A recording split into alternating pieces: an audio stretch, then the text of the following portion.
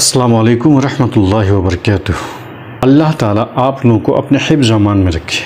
अक्सर लोग और वालिदैन इस फ़िक्र में रहते हैं कि उनके औलाद की तरबियत, उनके औलाद के मुस्तक़बिल, तो औलाद के जो हुकूक हैं वालिदैन पर, उसके लिए या इस मज़मून को सामने रख कर के थोड़ी सी मैं आपसे बात करूँगा। उम्मीद है कि आप बग़ौर समात फरमाएंगे। बहुत से फ़राइज़ हैं इस दुनिया में, उसमें से एक अहम फ़र्ज़ औलाद के तरबियत है, औलाद की ट्रेनिंग है, औलाद के हुकूक को पूरा करना। जिस तरह माँ बाप के हुकूक औलाद पर हैं, उसी तरह औलाद पर भी माँ बाप के हुकूक हैं। इस तरह हमें हुक्म दिया गया है कि वालिदैन के साथ हुस्न सलूक करो, तो उसी तरह ये भी हुक्म दिया गया है कि अपने औलाद के साथ एहसान किया करो। बच्चों के जो हुकूक है के हवाले से इस्लामी तालीमात का निचोड़ है, जो समरी है, वो ये है कि पैदाइश के बाद दाएं कान में अज़ान और दाएं कान में इकामत कहना है, पहला जो काम है। दूसरा जो काम है, 7वें दिन जो है अक़ीक़ा कर लेना है और अच्छा नाम रख लेना है। और उसके बाद अगर 7 साल का हो जाए बच्चा तो उसको नमाज़ पढ़ने के लिए कहना है, और 10 साल का हो जाए तो उसको नमाज़ पढ़ने के लिए तंबीह करना है, सख्ती के साथ नमाज़ पढ़वाना है। और इस तरीके से तरबियत और इस्लाह का हमें ख़ास ख्याल रखना है। जब वो शादी की उम्र को पहुंच जाए तो जल्दी बुलूगत में उनकी शादी करवा देनी है।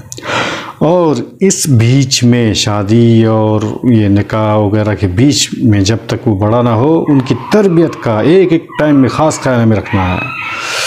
बच्चों की तरबियत व इस्लाह असल में वालिदैन पर फ़र्ज़ है, क्योंकि वो उनका निगरान है।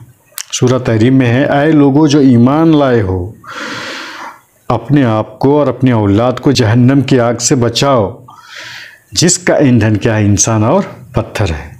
कू अनफुसकुम है, यानी कू जो है अम्र का सेगा है, यानी बचाओ, यानी ज़रूर बचाना है, हुक्म दिया गया है।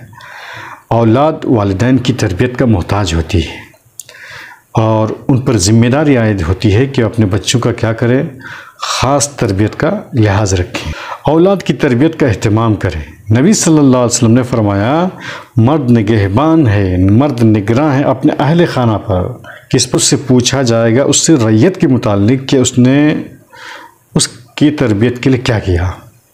उसमें से उसके औलाद भी हैं, तो औलाद के सिलसिले में उसकी इस्लाह और उसकी तरबियत के बारे में उससे पूछा जाएगा।